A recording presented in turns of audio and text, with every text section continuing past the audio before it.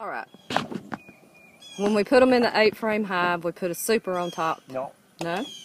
Nope. You only put them in the 8-frame hive until they cover all them frames. So after they cover the 8 frames, Yeah. then we put a super on. See, if you put them in the 8-frame hive right away, if you go back to that 5-frame, you reduce the entrance down to maintain heat. Now you got a bigger area they have to keep warm. Okay. So you have to maintain temperatures until they establish themselves. All These are right. packages you're putting in. Now, if you had a hive that was already booming and you split it, they're automatically going to have the heat there because you got a lot of numbers of bees. Okay. So about how long before we would put a super on? We just have to keep a check on it. How often do we pull the frames out to check them? You can check them as often as you want. Okay. But I'll show you how to look at that hive and tell. There's no need to get in there and start doing things. If you wear a veil, you're not going to see but 50%. It cuts your vision down. If you bump the queen, now you killed the hive. They have to make them a new queen. So they're not going to even go out and pull in a lot of honey. They'll just barely go out and do anything until they get a queen in there. Mm-hmm. It's like they're depressed or demoralized. And when they get demoralized, they're not going to work. Their ruler is gone. They have no hope of survival. That's what they do. They go out and they're serving their queen. They go out and they gather honey, and the more honey they gather, the more bees they can have, so that carries on the generations. Okay. People don't understand about demoralization of bees. Mm-mm. But if you demoralize a bee, they're not going to work. It's the same thing as if I told you to walk up to that corner church. It's about a half a mile. It ain't such a big deal. I mean, you wouldn't want to do it, but if I says walk up to Atlanta and pick up a package of bees and bring them back home, as soon as I tell you that, you already got the feeling that overcomes you. I ain't going to be able to do that. Mm-hmm. The bees are the same way. That's demoralization. Okay. Not many people talk about it, even in books, demoralization of bees. Okay. After we do put a super on, they're in their 8-frame hive, put a super on, would we ever remove that first super? Or would we just let it stay there for, you know, like overwintering their honey supply and everything? Or Some just people leave a super on, but you still have to go clear to the bottom board at least every 4 to 6 weeks. You need to go through that hive. Now, if you want to make splits and increase numbers, you need to go through that hive every 10 days. Okay. Because it's going to take 16 days for them to have a queen. And if they get crowded, or they can't produce, or they can't store any more honey, now they're going to start to produce swarm cells. Okay. It's just nature of reproducing. So Bees when they do get two crowded, things. They multiply and they store honey. When they can't meet those two things, they develop other swarm cells. and they move out. Well, they'll move out to a tree, or sometimes they'll hang in a tree for a while, but you use nature to your advantage.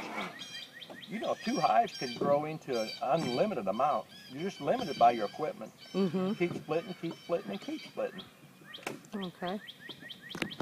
Okay, what I've read is inner covers have a notch cut in it for ventilation and to let the bees in and out. It'll let a little bees in and out, but ventilation, the best thing is a hive top feeder where you got the distance of the width of the hive, and you got a screen across there. Now you've got a lot of ventilation. It's the same thing as a chimney effect. They can pull air in the bottom and exhaust it out the top. That little hole just allows a few bees to go in and out. You don't get very much circulation. If you put that on there, more than likely you get condensation under that board. Okay. Because as bees collect honey, they evaporate the moisture out of it to get it to a thicker consistency. That moisture has to go somewhere. If it don't go up, it's going to stay in the hive, and then you get mildew and mold and everything else. So you got to have a ventilation. A healthy hive has got a lot of holes in it. Okay.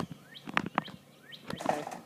Tell me about queen excluders. What are they? What do they look like? What they're for?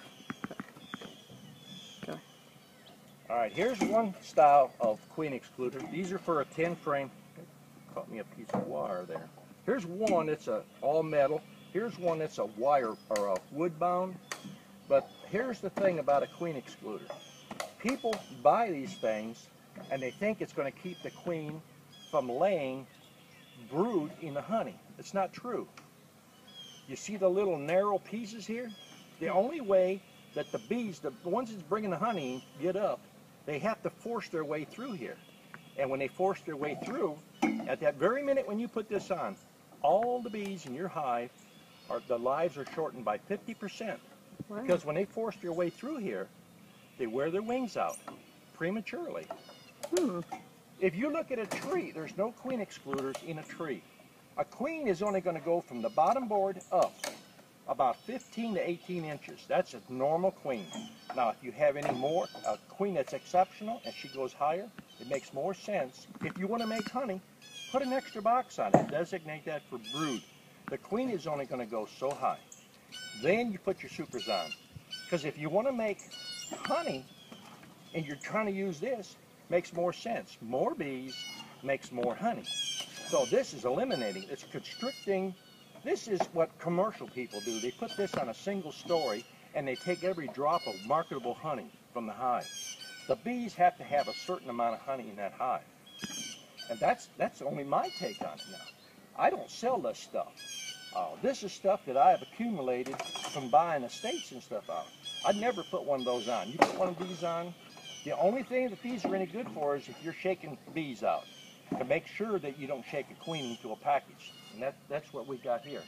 We got packages, and when you get green health, you'll take out some queen excluders so to make sure that don't get the queen for you. Okay. All right. If you got frames, if you had a dead out, I like to bleach my frames. Here's some frames that's dark. They look dingy. What I do is I use this as a dipping tank, and I put water in here and 1/4 cup of bleach. And you throw the darkest frame in there, and it's going to come out nice and light. Once you let these sit in here about 10 to 15 minutes, then I take them, I throw them down here, and I'll turn the hose on and get the bleach off of them. But if you want to reuse old equipment, these little holes here, you want to put a nail through there because you might have wax moth eggs in there.